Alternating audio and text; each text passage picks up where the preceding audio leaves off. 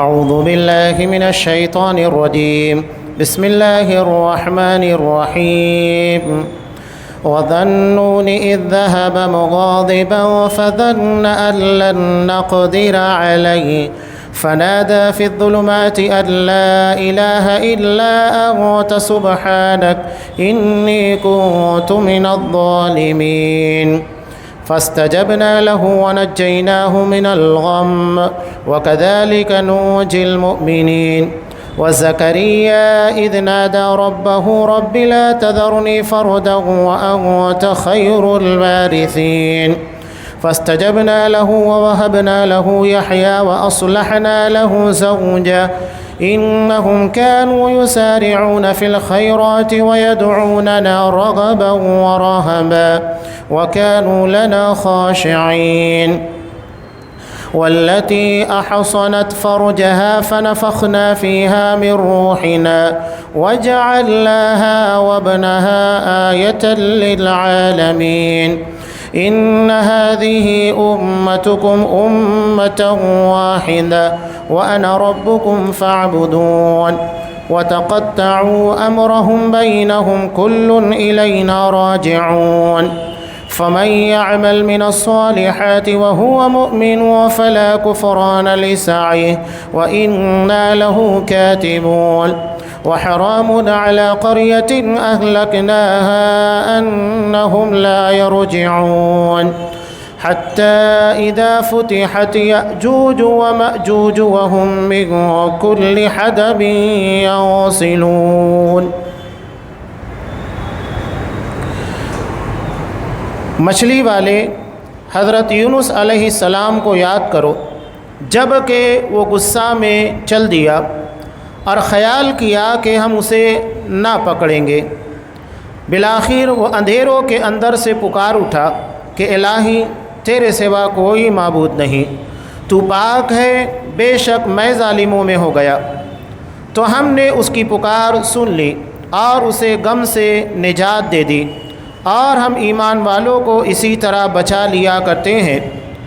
اور زکریا علیہ السلام کو یاد کرو جب کہ اس نے اپنے رب سے دعا کی کہ اے میرے پروردگار مجھے تنہا نہ چھوڑ، تو سب سے بہتر وارث ہے. ہم نے اس کی دعا کو قبول فرما کر اسے یحییٰ علیہ السلام عطا فرمایا اور ان کی بیوی کو ان کے لیے درست کر دیا. یہ بزرگ لوگ نیک کاموں کی طرف جلدی کرتے تھے اور ہمیں لالچ، طمع اور ڈر خوف سے پکارتے تھے اور ہمارے سامنے عاجزی کرنے والے تھے. اور وہ پاک دامن بی بی جس نے اپنی عصمت کی حفاظت کی، ہم نے اس کے اندر اپنی روح سے پھونک دی اور خود انہیں اور ان کے لڑکے کو تمام جہان کے لیے نشانی بنا دیا. یہ تمہاری امت ہے جو حقیقت میں ایک ہی امت ہے، اور میں تم سب کا پروردگار ہوں، پس میری ہی عبادت کرو. مگر لوگوں نے آپس میں دین میں فرقہ بندیاں کر لی، سب کے سب ہماری ہی طرف لوٹنے والے ہیں. پھر جو بھی نیک عمل کرے اور وہ مومن بھی ہو تو اس کی کوشش کی بے قدری نہیں کی جائے گی. ہم تو اس کے لکھنے والے ہیں. آج جس بستی کو ہم نے ہلاک کر دیا اس پر لازم ہے کہ وہاں کے لوگ پلٹ کر نہیں آئیں گے، یہاں تک کہ یاجوج اور ماجوج کھول دیے جائیں گے اور وہ ہر بلندی سے دوڑتے ہوئے آئیں گے. سورہ انبیاء آیت نمبر 87 سے آیت نمبر 96.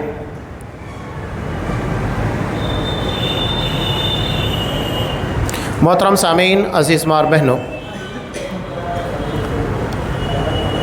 یہاں حضرت یونس علیہ السلام کے واقعے کی جانب اشارہ ہے.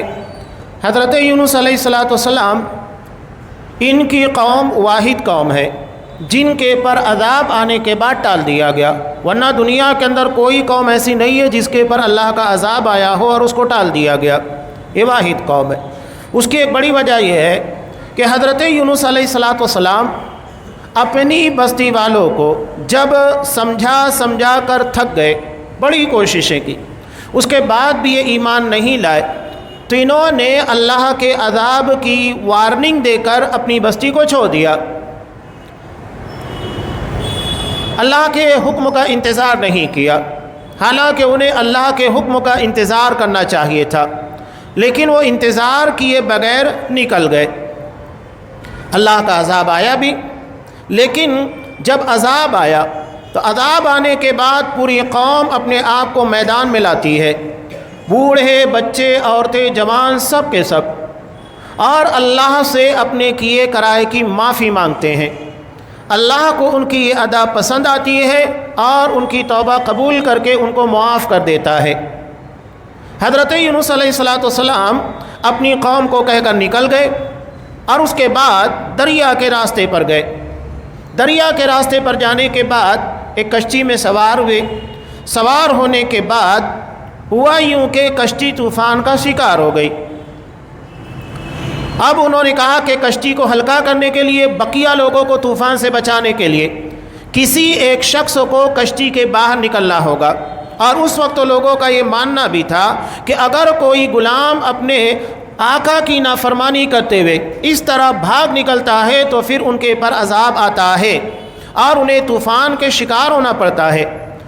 حضرت یونس علیہ السلام کے نام کا قرآن نکلا، قرآن ڈالا گیا، قرآن میں حضرت یونس علیہ السلام کا نام آیا اور انہیں دریا میں کودنے پر مجبور کیا گیا۔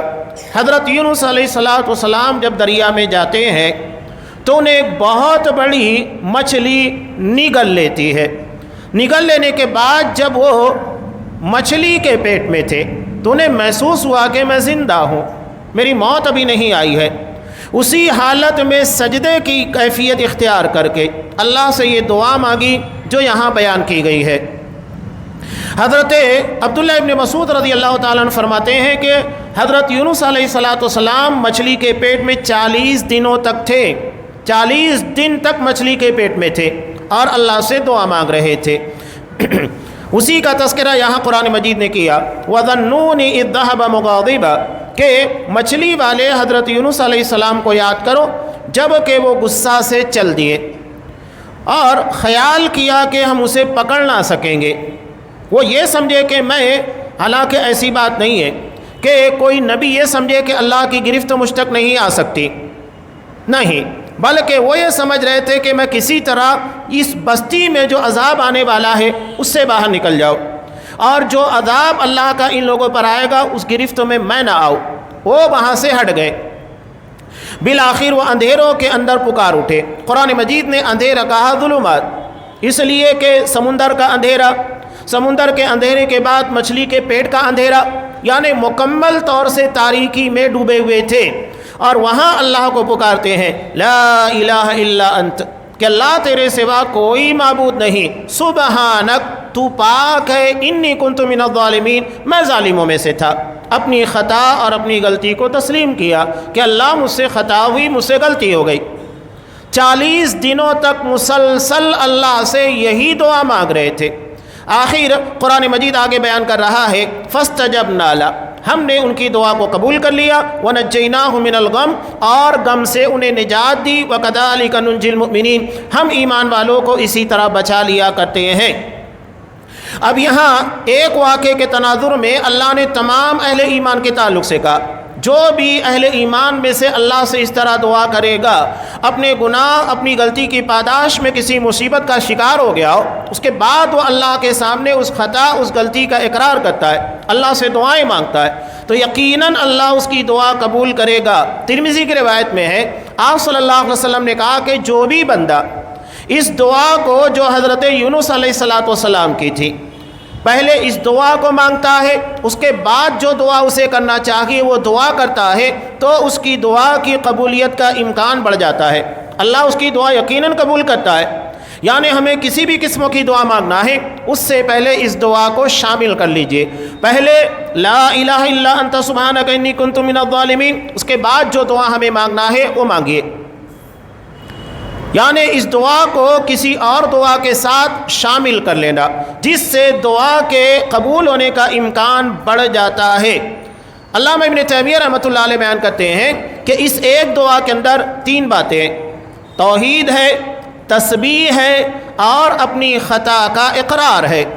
توحید لا الہ الا انت، اللہ کے سوا کوئی معبود نہیں۔ تسبیح سبحانک، اللہ تو پاک ہے، خطا تجھ سے نہیں ہو سکتی، خطا ہم جیسے گنہگاروں سے ہوتی ہے۔ اور اس کے بعد اپنی غلطی کا اقرار، انی کنت من الظالمین، میں ظالموں میں سے ہو گیا تھا۔ تو یہ ایک دعا کے اندر 3 اہم چیزوں کو شامل کیا گیا، توحید، تسبیح اور اپنے آپ کو غلطی خطا ہونے کا اقرار کرنا۔ اب یہاں اس کے بعد اللہ نے انہیں نجات دی، مچھلی نے انہیں ساحل سمندر کے پر اگل دیا۔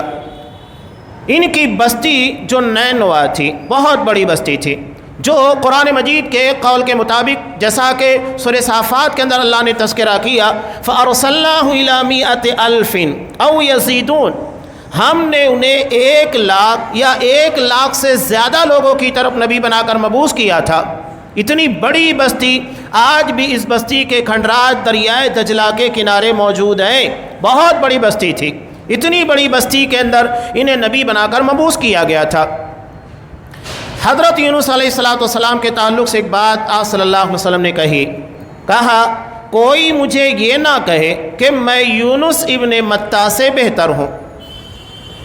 حالانکہ آپ صلی اللہ علیہ وسلم تمام نبیوں کے سردار، اس کے بعد بھی آپ کیا کہہ رہے ہیں؟ کوئی مجھے یونس ابن متیٰ کے پر فضیلت نہ دے، یہ آپ کی خاکساری اور آپ کا تواضع ہے۔ اور دوسری اہم بات، حضرت یونس علیہ السلام سے خطا ہو گئی، اللہ کے حکم کا انتظار کیے بغیر نکل گئے، تو کوئی حضرت یونس علیہ السلام کی اس خطا کی بنیاد کے پر آپ صلی اللہ علیہ وسلم کو فضیلت نہ دے تاکہ ان کی خطا اور ان کی غلطی کا لوگوں کے سامنے اظہار کیا جا سکے۔ نہیں، ہمارے یہاں بہت سارے لوگ یہ کام کرتے ہیں، یعنی کسی کی غلطی یا کسی کی کم علمی کو بیان کرنے کے لیے کسی دوسرے کی تعریف بیان کرتے ہیں، یعنی مقصود کسی کی تعریف نہیں بلکہ کسی کی تنقیص ہوتی ہے، کسی کے مقام کو گھٹانا ہوتا ہے۔ اللہ نے علم کی بنیاد کے پر، بولنے کی بنیاد کے پر ہر عالم کو، ہر شخص کو الگ الگ جدا جدا صلاحیتیں عطا کی ہیں۔ اگر تمام علماء ایک جیسا بولنے والے، ایک جیسا علم رکھنے والے ہو جائیں تو کیا تفریق ہوگی؟ یہ تو ذالک فضل اللہ یؤتیہ من یشاء، یہ اللہ کا فضل ہے، جسے چاہے وہ نواز دیتا ہے۔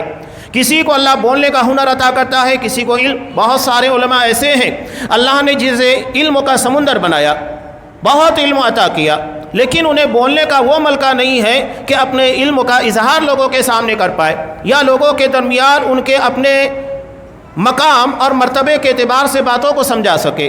ہوتا ہے مسئلہ، لیکن کچھ لوگ ایسے ہیں علم کی کمی ہے لیکن بولنے کا انداز بڑا شاندار، تو یہ اللہ کی طرف سے کسی کو علم زیادہ دیتا ہے، کسی کو بولنے کا ہنر عطا کرتا ہے، کسی کو دونوں چیزیں عطا کر دیتا ہے، کسی کو دونوں چیزیں نہیں عطا کرتا ہے۔ تو یہ اللہ کی تقسیم ہے۔ ان چیزوں کی بنیاد کے پر ہم کون ہوتے ہیں فیصلہ کرنے والے؟ کون کیا ہے؟ کسی کی تنقیص کے لیے کسی کی تعریف، جیسا کہ ہمارے یہاں ایک مشہور محاورہ ہے کہ حب علی نہیں بغض معاویہ، یعنی حضرت علی رضی اللہ تعالیٰ عنہ سے محبت کا اظہار حضرت امیر معاویہ رضی اللہ تعالیٰ عنہ سے نفرت کے لیے کیا جاتا ہے۔ بہت سارے لوگ اسی کے لیے کرتے ہیں، یعنی حضرت علی رضی اللہ تعالیٰ عنہ کی محبت نہیں، حقیقتاً حضرت امیر معاویہ رضی اللہ تعالیٰ عنہ کے مقام کو گھٹانا، انہیں چھوٹا بتانے کی کوشش کرنا۔ تو یہ تنقیص کسی کی کرنا، چاہے وہ نبی ہو یا تو اصحاب کرام کے درمیان اس طرح کا معاملہ ہو یا تو دیگر لوگوں کے درمیان، صحیح نہیں ہے، یہ پسندیدہ چیز نہیں ہے۔ اللہ کی تقسیم ہے، اس کے پر راضی ہونا سیکھیے۔ تو آپ صلی اللہ علیہ وسلم نے حضرت یونس علیہ السلام کے تعلق سے بات ارشاد فرمائی کہ کوئی مجھے یہ نہ کہے کہ میں یونس ابن متیٰ سے بہتر ہوں۔ وہاں آپ کی تواضع، آپ کی خاکساری کے ساتھ ساتھ حضرت یونس علیہ السلام کی تنقیص نہ کرنے کا بھی اشارہ موجود ہے۔ اب اس کے بعد قرآن مجید تذکرہ کر رہا ہے وَزَكَرِيَّا اِذْ نَادَى رَبَّهُ رَبِّ لَا تَذَرْنِي فَرْدًا، ہم نے حضرت زکریا علیہ السلام کو بھی اولاد عطا کی۔ اس واقعے کو یاد کرو، انہوں نے دعا مانگی تھی رَبِّ لَا تَذَرْنِي فَرْدًا، پروردگار مجھے تنہا نہ چھوڑنا، وَأَنْتَ خَيْرُ الْوَارِثِينَ، تو سب سے بہتر وارث ہے۔ حضرت زکریا کا واقعہ سورہ مریم کی ابتدا کے اندر بیان کیا جا چکا۔ یہ عمروں کے اس مرحلے میں تھے جہاں انسان کے پاس اس کی وہ طاقت باقی نہیں رہ جاتی ہے جس کی بنیاد کے پر اسے اولاد ہو سکے، اور علاوہ ازیں ان کی بیوی بانجھ تھی، یعنی یہ خود 100 سال سے زائد کے ہو چکے تھے اور بیوی قریب 95 سال کی تھی۔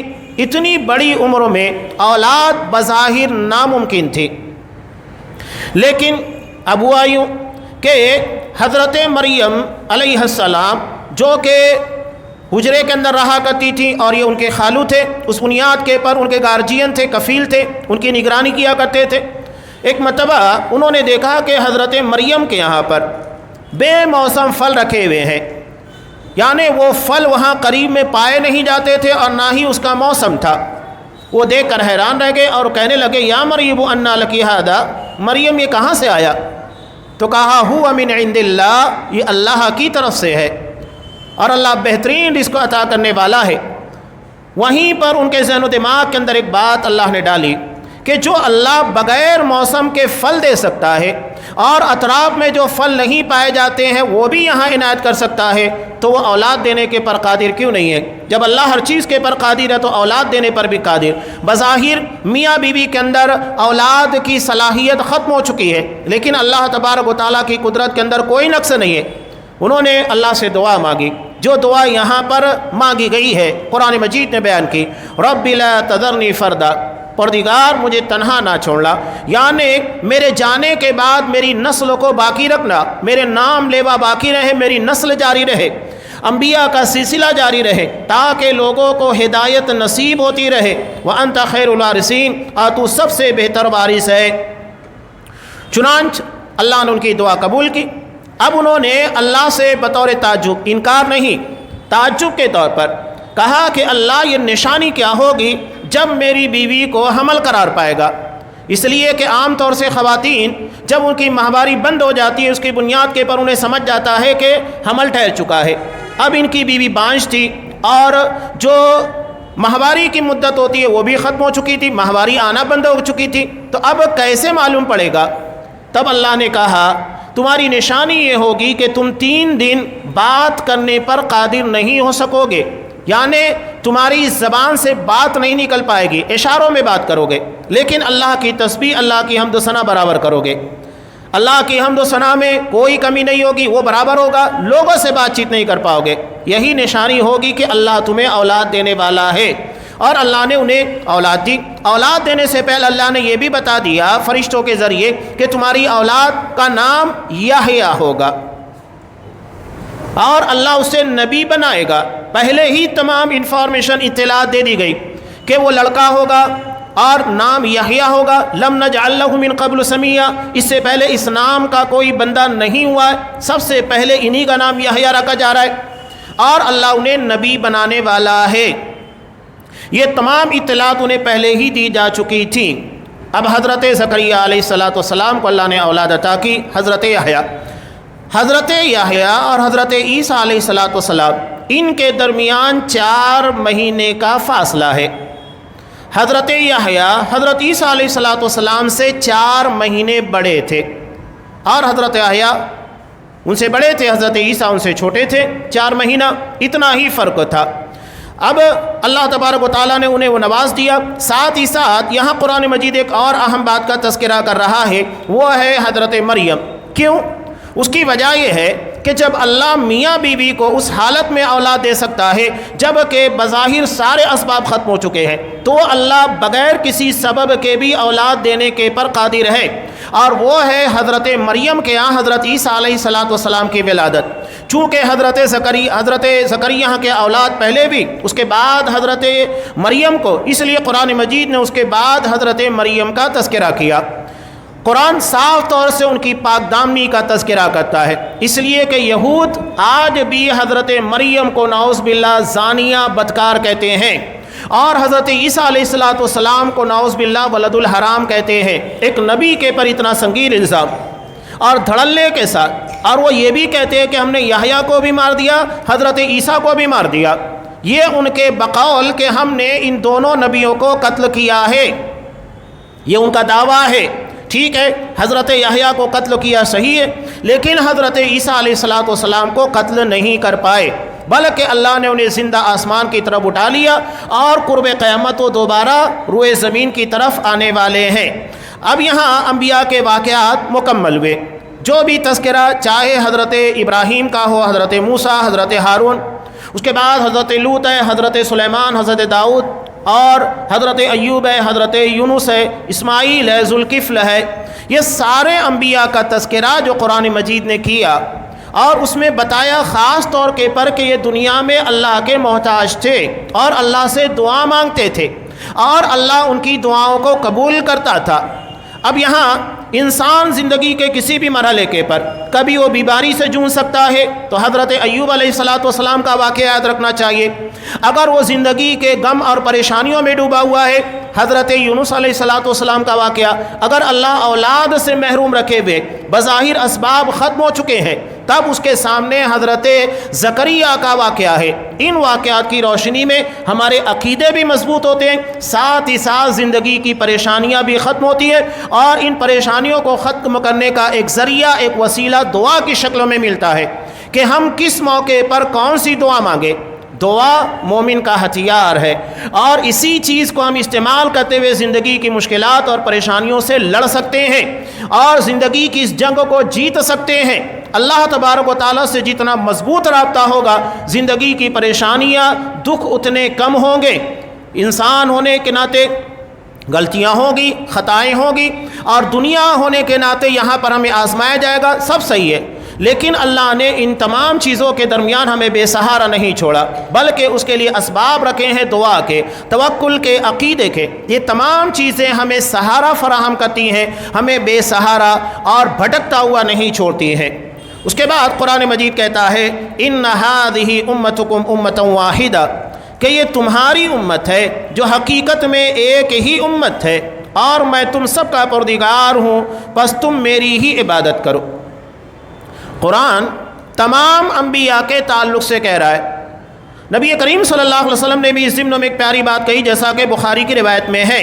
آپ صلی اللہ علیہ وسلم نے ارشاد فرمایا کہ الانبیاء اخو اللہ، جتنے بھی انبیاء ہیں یہ تمام کے تمام سگے بھائی ہیں، یعنی ان کے باپ ایک ہے، کہنے کا مطلب ان کا عقیدہ ایک ہے، اور امہاتہم شتیٰ، ان کی مائیں جدا جدا ہیں۔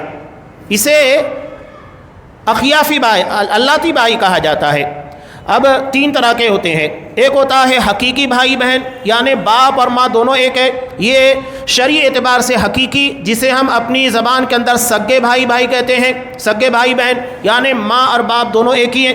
اس کے بعد ہیں اللتی، اللتی کا مطلب یہ کہ باپ ایک ہے، مائیں جدا جدا ہے۔ اور تیسرا ہوتا ہے اخیافی، یعنی ماں ایک ہے، باپ جدا جدا ہے، یعنی ایک بیوی کا پہلے کسی شوہر کے ساتھ وہ تھی، اس سے ساتھ طلاق ہو گیا یا تو اس کی وفات واقع ہو گئی، اب اس نے کسی دوسرے سے نکاح کیا، دوسرے سے بھی اولاد ہوئی، پہلے سے بھی اولاد ہے، ماں ایک ہے، باپ الگ الگ ہو گئے، تو انہیں اخیافی بھائی کہا جاتا ہے۔ یہ شرعی اصطلاح ہے۔ تو آپ صلی اللہ علیہ وسلم نے کہا کہ تمام انبیاء اللتی بھائی ہیں، یعنی باپ ایک ہے، عقیدہ ایک ہے، اس لیے کہ عقیدے کا تعلق اللہ کی ذات سے، اور اللہ کی ذات و صفات میں کبھی کوئی تبدیلی واقع نہیں ہوگی، نہ اس میں کسی قسم کا رد و بدل ہوگا، کمی بیشی ہوگی، لہذا عقیدے کے باب میں بھی کبھی کسی بھی قسم کا رد و بدل نہیں ہوگا۔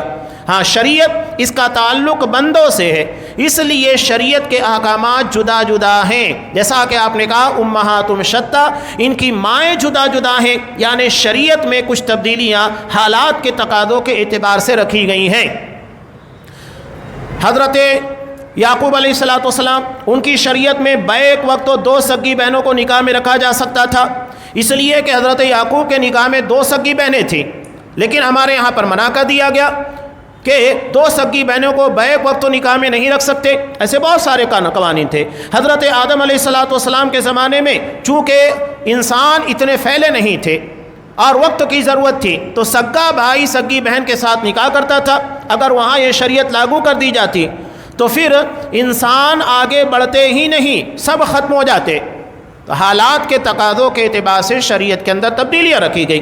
ہمارے لیے بھی بہت ساری تبدیلیاں ہیں کہ انسان اگر کھڑے ہو کر نماز پڑھنے کی طاقت رکھتا ہے، کھڑے ہو کر پڑھے، اس کی طاقت نہیں ہے بیٹھ کر، نہیں ہے تو لیٹ کر، اشاروں میں اجازت دی گئی۔ پاکی حاصل کرنے کے لیے پانی استعمال کرے، اگر پانی نہیں ہے یا کسی وجہ سے پانی استعمال کرنے سے معذور ہے، کسی بیماری کی وجہ سے، تو ایسی صورت میں تیمم کر لے۔ حالات کے اعتبار سے احکامات کے اندر تبدیلیاں رکھی گئی ہیں۔ تو قرآن نے کہا تم سب ایک ہی امت ہو اور اللہ تبارک و تعالیٰ تم سب کا رب ہے۔ اب سوال یہ پیدا ہوتا ہے جب امت ایک ہے، رب ایک ہے، لوگ کہتے ہیں نا، اور علامہ اقبال کا شعر بڑے شان کے ساتھ پڑھتے بھی ہیں کہ اللہ بھی ایک، قرآن بھی ایک، محمد بھی ایک، نبی بھی ایک، اس جو پڑھا جاتا ہے صحیح بات ہے، اللہ بھی ایک ہے، قرآن بھی ایک ہے، دین بھی ایک ہے، نبی بھی ایک ہے، شریعت بھی ایک ہے، سب کچھ ایک ہے، تو پھر یہ اختلاف کہاں پیدا ہوئے؟ قرآن کہہ رہا ہے وَتَقَطَّعُوا أَمْرَهُمْ بَيْنَهُمْ، مگر لوگوں نے آپس میں اپنے دین میں فرقہ بندیاں پیدا کی، لوگوں نے اختلافات کیے۔ اللہ کا دین، اللہ کی شریعت اختلافات کے خاتمے کے لیے آیا ہے، اختلافات لوگوں نے پیدا کیے، دین کے ٹکڑے ٹکڑے کر لیے، جس کی وجہ سے اتنا زیادہ شر و فساد برپا ہے۔ تو کل الینا راجعون، ہم سب کے سب ہماری ہی طرف لوٹنے والے ہیں۔ قرآن نے یہ بھی اشارہ دے دیا کہ قرآن جو یہ بیان کر رہا ہے کہ فرقہ بندیاں ہوگی، آپس میں اس طرح فرقے بنائے جائیں گے، لیکن ان تمام چیزوں کا حل قرآن میں موجود ہونے کے باوجود لوگ اس پر عمل نہیں کریں گے، اس لیے فیصلہ قیامت کے دن ہوگا کہ صحیح راستے کے پر کون تھا، اور دنیا میں بھی قرآن و حدیث کے اصول اور ضوابط اور نصوص کے ذریعے بات سمجھ میں آ جاتی ہے کہ حقیقت میں کون صراط مستقیم کے پر چل رہا ہے۔ اسی لیے قرآن نے کہا فَمَن يَعْمَلْ مِنَ الصَّالِحَاتِ، جو بھی عمل صالح کرے گا۔ عمل صالح کس کو کہا جاتا ہے؟ ایک آسان سی تعریف میں اکثر بیان کرتا ہوں، بڑے پیارے انداز میں شیخ مختار احمد ندوی رحمہ اللہ بیان کیا کرتے تھے، حکم اللہ کا، طریقہ رسول اللہ کا، یعنی اللہ کے حکم کو نبی کریم صلی اللہ علیہ وسلم کے طریقے کے مطابق بجا لانا، یہی عمل صالح ہے۔ نماز اللہ کا حکم ہے اقیم الصلاۃ، نماز قائم کرو۔ زکوٰۃ اللہ کا حکم ہے وآتوا الزکاۃ، زکوٰۃ ادا کرو۔ اب نماز، زکوٰۃ یا دیگر تمام احکامات جو اللہ نے دیے ہیں، انہیں نبی کریم صلی اللہ علیہ وسلم کی سنت کے مطابق بچا لانا، یہی عمل صالح ہے۔ تو قرآن کہہ رہا ہے جو بھی عمل صالح کرے گا، یعنی اللہ کے حکم کو نبی کے طریقے کے مطابق بچا لائے گا، وَهُوَ مُؤْمِن، جبکہ وہ مومن ہو۔ بنیادی شرط قرآن مجید بیان کر رہا ہے، عمل کی بنیادی شرط کہ وہ صالح ہو، یعنی نبی کی سنت کے مطابق ہو، اور ہماری اندرونی کیفیت یعنی اخلاص ہونا چاہیے، ایمان ہونا چاہیے، جس کو توحید سے تعبیر کیا جاتا ہے۔ اگر توحید نہیں ہے، کوئی عمل اللہ کے کام آنے والا نہیں۔ قرآن صاف طور کے پر کہہ رہا ہے وَهُوَ مُؤْمِن، اسے مومن ہونا چاہیے، اور ایمان ایسا نہیں ملاوٹی، آدھا تیتر آدھا بٹیر نہیں چلے گا، مکمل طور کے پر ایمان ہونا چاہیے، خالص ہونا چاہیے، پیور ہونا چاہیے۔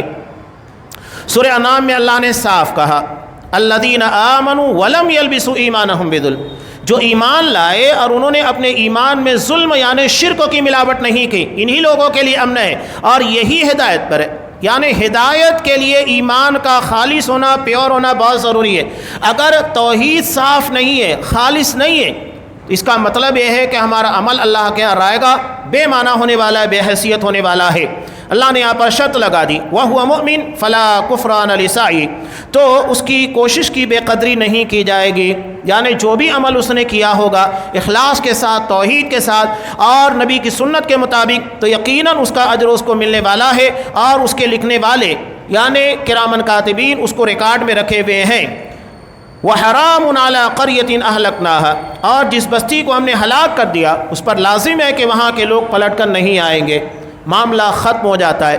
دونوں چیزوں کو اللہ نے واضح کیا، عمل صالح کرنے والے ان کا کیا انجام ہونے والا ہے، اور برے لوگوں کا انجام کیا ہوگا، دونوں چیزوں کو اللہ نے واضح کر دیا۔ اور اس کے بعد آئے گی قیامت، اور قیامت کے آنے سے پہلے اس کی نشانیاں ظاہر ہوں گی، جیسا کہ یہاں تذکرہ ہے حتی اذا فتحت یاجوج و ماجوج، یہاں تک کہ یاجوج اور ماجوج کھول دیے جائیں گے، اور وہ ہر بلندی سے دوڑتے ہوئے آئیں گے۔ عربی زبان بڑی رچ لینگویج ہے، اگر عربی زبان کی معنویت کو سمجھ لیا جائے تو بہت ساری باتیں سمجھنا آسان ہوتا ہے۔ یہاں قرآن نے بیان کیا من کل حدب ینسلون، ہر اوپری جگہ سے نیچے کی طرف دوڑتے ہوئے تیز رفتاری کے ساتھ آئیں گے۔ ینسلون عربی زبان میں نسل کہتے ہیں تھن میں سے دودھ نکل کر برتن کے اندر پہنچنا، یہ اس کے لیے نسل استعمال ہوتا ہے۔ سوچئے دودھ دینے کے وقت تھن سے نکلنے کے بعد دودھ برتن میں کتنی رفتار کے ساتھ پہنچتا ہے، ایک لمحہ ہوتا ہے، فوری طور کے پر برتن میں پہنچ جاتا ہے۔ اس کا بتانے کا مقصود یہ ہے کہ وہ اونچی جگہ سے اتنی رفتار کے ساتھ آئیں گے، اوپر سے نیچے آنے میں بس ایک پلک کے جھپکنے کا وقفہ ہوگا۔